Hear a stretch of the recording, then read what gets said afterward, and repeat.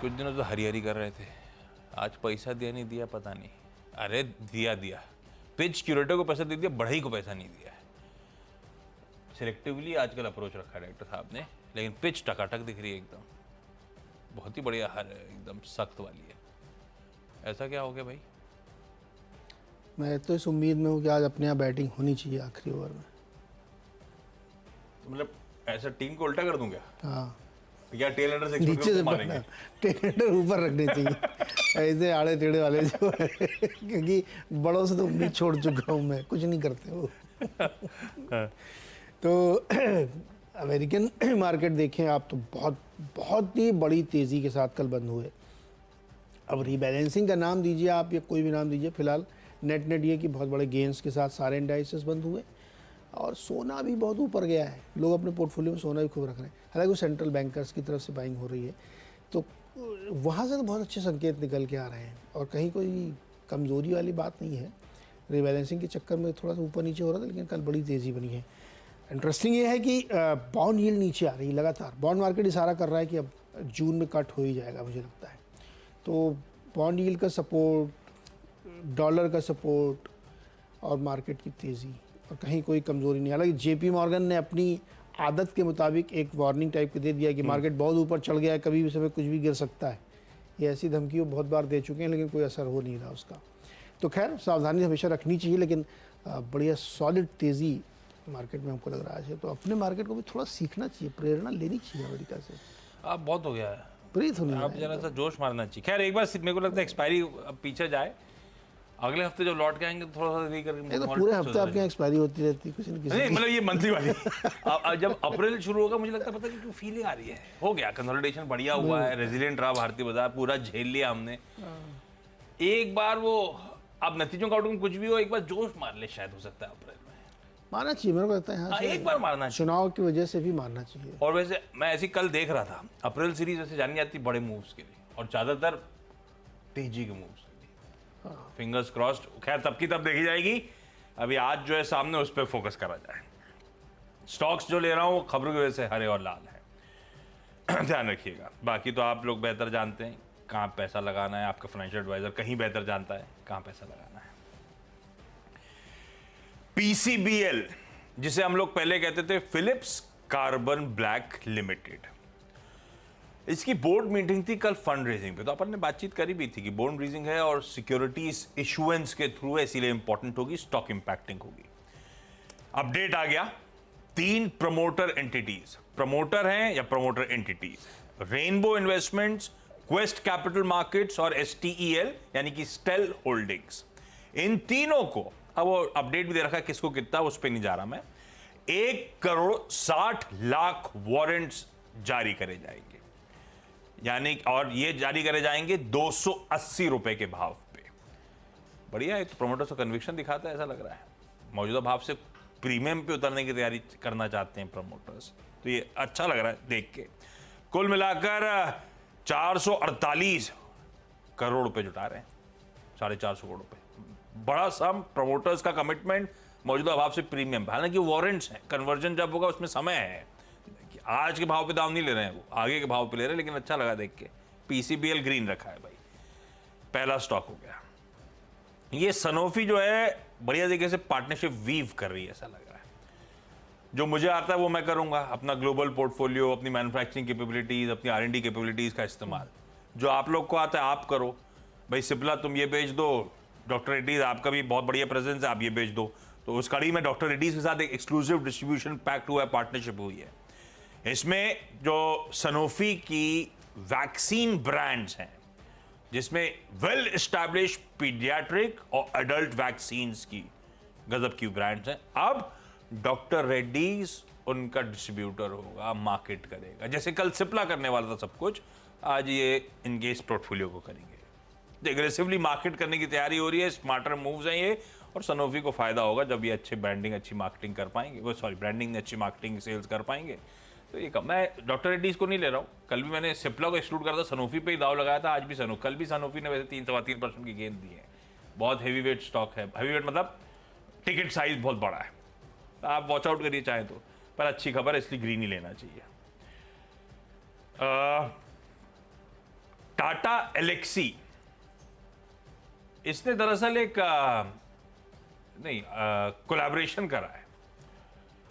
ये कोलैबोरेशन जो हुआ है वो ड्रेगर नाम की कंपनी के साथ हुआ है, जो कि मेडिकल और सेफ्टी टेक्नोलॉजी के लिए ग्लोबल लीडर कहा जाता है। तो भारत में एडवांस्ड क्रिटिकल केयर इनोवेशंस ड्रेगर और टाटा एलेक्सी करेंगे। ड्रेगर दरअसल एक्सपैंड करेगा अपनी R&D प्रेजेंस भारत में, एक नया ऑफशोर डेवलपमेंट सेंटर खोलेगा टाटा एलेक्सी की पुणे फैसिलिटी में। तो दोनों मिलकर साथ में लोकल इंटरनेशनल मार्केट्स के लिए innovative critical care medical devices बनाने का काम शुरू करेंगे। अच्छी इंटरेस्टिंग साउंड कर रही है पार्टनरशिप। ये जानी जाती थी कुछ स्पेसिफिक वर्टिकल्स के लिए वैसे भी, और अब वो मेडिकल इक्विपमेंट मैन्युफैक्चरिंग को और थ्रस्ट देता हो टाटा एलेक्सी। ग्रीन रख दिया इसको, 3 हो गए शुरुआत के। तीन मेरे भी शुरुआत के ग्रीन। एक तो बायोकॉन रखिएगा, इनको यूके का जो रेगुलेटर MHRA, वहाँ से एक टाइप 2 डायबिटीज़ की ड्रग है, उसके लिए अप्रूवल मिल गया है और इसको ये बेचेंगे। अगर ये ड्रग मतलब बेसिकली इससे इस्तेमाल होती है कि अगर वो ग्लूकोज शुगर वाला जो है वो ब्लड शुगर कॉज कर सकता है, उसको कंटेन करने के लिए ये दवा इन्होंने बनाई है। और दूसरा है लोकेश मशीन से, एक थोड़ा लेसर नोन कंपनी है लेकिन इन्होंने बड़ा काम कर लिया है। इनको होम मिनिस्ट्री से एक लाइसेंस मिल गया है छोटे हथियार बनाने का, जिसमें पिस्टल है, राइफल है, ये सब चीज़ें बनाएंगे और टेस्टिंग करेंगे अपने यहाँ। उसके बाद फिर ये कमर्शियल लाइसेंस के लिए अप्लाई करेंगे। तो ये एक बड़ी चीज़ है इनके लिए। अभी तक लोकेश मशीन वगैरह जो टेक्सटाइल के लिए काम करते थे, मशीनरी बनाते थे टेक्सटाइल के लिए। तीसरा स्टॉक है श्रीराम पिस्टन्स। इसमें भी एक बिजनेस अपडेट इन्होंने दिया है कि इनकी एक मैन्युफैक्चरिंग यूनिट थी जो 27 मार्च से ऑपरेशनल हो गई है। मैन्युफैक्चरिंग फैसिलिटी है जो कि पीतमपुरा, आपके इंदौर में, धार में पड़ता है, इंदौर के बगल में, इंदौर के बगल में है। वहाँ पे इन्होंने काम शुरू कर दिया। तो एक बिजनेस अपडेट है, इसको भी ग्रीन में रख सकते हैं। 3 नंबर। फिर भी जॉब करने के लिए सबको दूर दूर आना पड़ता है। बगल में है, इंदौर में कितनी नौकरियाँ, फार्मा की कितनी कंपनी। पता नहीं, भोपाल में भी ज़्यादा कुछ आ नहीं रहा है। अच्छा, अगला जो है 2 और IT। टाटा एलेक्सी मेंशन कर रहा था, साइंट रख लीजिए।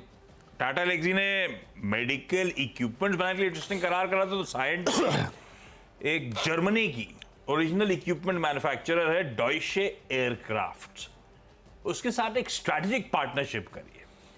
ये दरअसल डिटेल्ड डिजाइनिंग फॉर मैन्युफैक्चरिंग, जिसे DFM कहा जाता है, उसके लिए कोलैबोरेट करेंगे। 40 सीटर एक रीजनल टर्बोप्रॉप एयरक्राफ्ट है, उसके रेयर फ्यूजलेज सेक्शन के लिए ये DFM करार होता हुआ। मुझे पहले लगा था साइंट DLM का तो नहीं है लेकिन साइंट लिमिटेड का है करार ये। इसको भी ग्रीन रख दिया, खबर अच्छी है। थोड़ा सा दिन अच्छा है, इनकी बीच सख्ती लग रही थी तो मैं थोड़ा सा ओवरबोर्ड चला गया। मैंने परसिस्टेंट सिस्टम्स को भी ग्रीन कर दिया। हमेशा पसंद आती है कंपनी, खैर एक ही इशू रहता है, वैल्यूएशंस थोड़े से स्ट्रेच नजर आते हैं, पर इतना भी क्वेश्चन मार्क कर ले आप, महंगी थी, हमेशा महंगी ही चल रही है और शायद रहे भी वैसे ही। दूसरा, अफोर्डेबल नहीं रह गई थी। 8,000 का एक स्टॉक था यार, लेकिन आज से थोड़ी सी तस्वीर बदलेगी। स्टॉक स्प्लिट जो है उसकी एक्स डेट आज है, तो स्क्रीन पे अब ये 10 रुपए की फेस वैल्यू वाला स्टॉक था जो 8,000 पे चल रहा था, अभी 5 रुपए की फेस वैल्यू वाला हो जाएगा। तो इफेक्टिवली शायद 440-100 के आसपास के जोन्स पे शायद आपको लॉजिकली ट्रेड करता हुआ नजर आए। तो अट्रैक्टिवनेस शायद बढ़े थोड़ी बहुत, इसीलिए ग्रीन रख दिया। और कामा होल्डिंग्स और SRF दोनों रेडार पे थे मेरे। कामा सोचा था ग्रीन ले जाऊं, SRF सोचा था लाल ले जाऊं, पर इवेंचुअली गया मैं कामा होल्डिंग्स के साथ। भाई होल्डिंग कंपनी कभी वैल्यू अनलॉक करती है तो प्रोपोजिशन अच्छा हो जाता है। स्टॉक वैसे ही पिटा हुआ है, जरा लंबा चार्ट खोलिएगा तो कामा होल्डिंग्स ने दरअसल इसकी SRF इसकी सब्सिडरी है, SRF का पेरेंट है ये। इसने कल SRF के 7.25 लाख शेयर्स बेच दिए। हालांकि अभी भी होल्डिंग 50% के ऊपर ही है उनकी, लेकिन अच्छा खासा चंक कल बेचा है। पिटा हुआ स्टॉक है, देखिए आपकी स्क्रीन पे। तो 172-173 करोड़ रुपए का माल बिका है। कामा होल्डिंग्स को ग्रीन रखा, होल्डिंग कंपनी को। SRF का ऐसी चार्ट देख रहा था मैं तो अच्छी तेजी थी, उसके बाद ये प्रमोटर प्रॉफिट टेकिंग कर रहे हैं या पता नहीं किस रीजन से पैसा निकाला है, वो मेंशन नहीं था उस रिलीज में। SRF को अवॉइड कर दिया, फिर भी चाहता तो लाल ले जाता, लेकिन मैं कामा के साथ ग्रीन में जा रहा हूँ। पर दोनों स्टॉक्स लड़ा पे रहेंगे आज के लिए। 6 हो गए भाई साहब।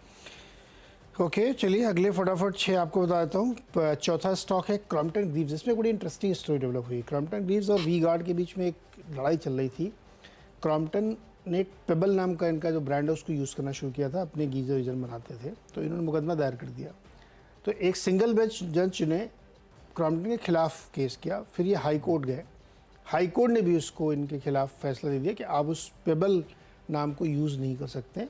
तो अब इन्होंने, हालांकि इन्होंने सफाई के लिए पहले ही हेज किया हुआ है, हमने पहले प्रोडक्शन बंद कर दिया था, लेकिन दरअसल ये इस ब्रांड को बिल्कुल यूज़ नहीं कर पाएंगे, उसको सिर्फ वी गार्ड यूज़ करेगा। तो ये इनके लिए एक नेगेटिव खबर जाती है, तो इसलिए इसको ग्रीन रेड में रखना चाहिए। BHEL का जो अडानी पावर के लिए 2 800 मेगावाट की ये यूनिट लगाएंगे, उसके सप्लाई करेंगे सामानों की, तो उनको करीब 4,000 करोड़ का एक कॉन्ट्रैक्ट हासिल हुआ है। और छठवां सा होगा टेक्समेको रेल, इनका भी QIP हुआ था, आजकल झड़ी लगी हुई है QIP की, तो वो सब क्लोज हो गया, सब कुछ तय हो गया। बायर्स के नाम बड़े इंटरेस्टिंग निकल के आए, इसमें एक Samena special situation Mauritius fund है, Abu Dhabi investment authority ADIA है, Mahindra Manulife small cap fund है, सोसाइटी जनरल है, इन लोगों ने खरीदा है और ये करीब 4-5% की डिस्काउंट पे इक्विटी इनको दी गई थी, यानी 155 रुपये के आसपास। तो इसको ग्रीन में रख सकते हैं। 6 हो गए, फटाफट एक ब्रेक के बाद अगले 4 स्टॉक्स।